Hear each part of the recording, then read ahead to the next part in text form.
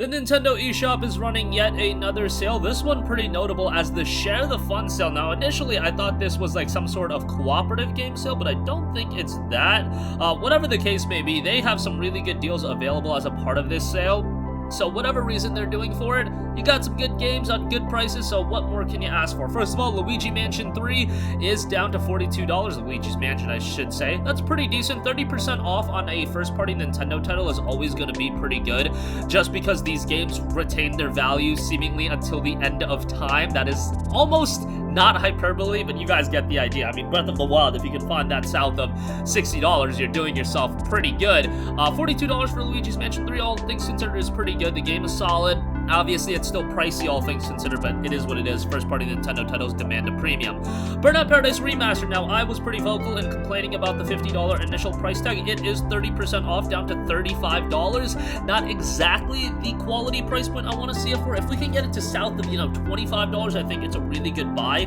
At, $35, I love Burnout Paradise, Like, for me, that game is so awesome that fundamentally, what is included in Burnout Paradise? Yeah, I think it is worth $35, but then you just compare it to, it's wrong to do it to an extent, but the PlayStation 4 version is like $5. Yeah, it's kind of disgusting paying $35, but nevertheless, if you're itching for a quality arcade racer, that'll definitely fit the bill. Just Dance 2020 is down to $19.99. 1-2 Switch, $34.99. Mario and Sonic at the Olympic Games Tokyo 2020. That goes on sale all the time, but $40 for that isn't bad. Cuphead, 20% off for $16. Very challenging game, very rewarding as well. I would give it a shout. I think it's pretty solid, so do give that a look. Star Wars Episode 1 Racer, $11.24.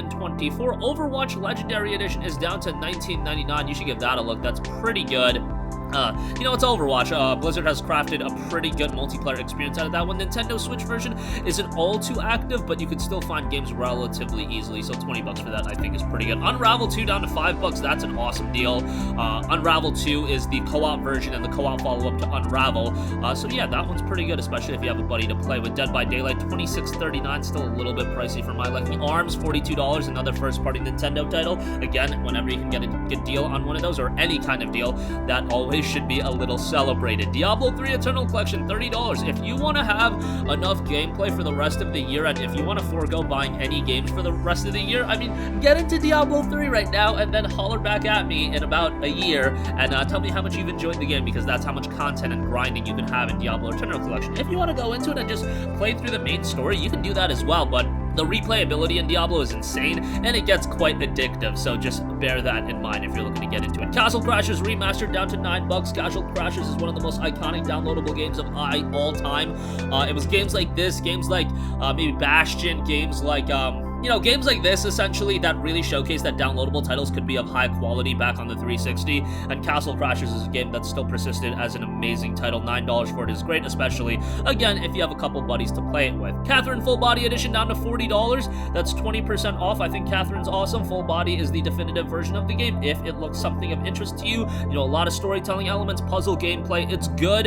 $40 is always going to be a little pricey, but, it's a relatively recent release on Switch, so not a bad shout there. Streets of Rage 4, $21.24. Divinity Original Sin 2 Definitive Edition, $35. This is widely considered by many people to be the best RPG of all time on PC. That's literally not a stretch. People go that far.